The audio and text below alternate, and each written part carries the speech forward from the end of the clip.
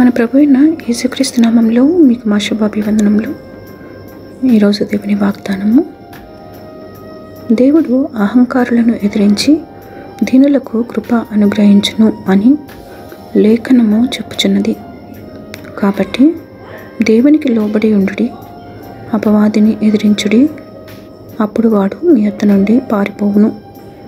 దేవుని యొద్దకు రండి, అప్పుడు ఆయన మీ యొద్దకు వచ్చును. యాకోబు 4వ అధ్యాయము 6, 7, 8 వచనాలు. He gives us more grace. That is why scripture says, God opposes the proud but shows favor to the humble. Submit yourselves to God, resist the devil and he will flee from you. Come near to God and he will come near to you. James chapter 4 verses 6, 7 and 8. ప్రార్థన. ప్రేమగల తండ్రి, ఈ దిన దీవెనకై వందనాలు.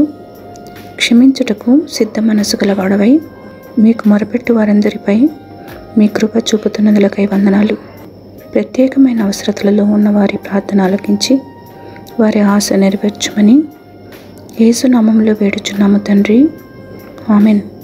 Have a blessed day. God bless you.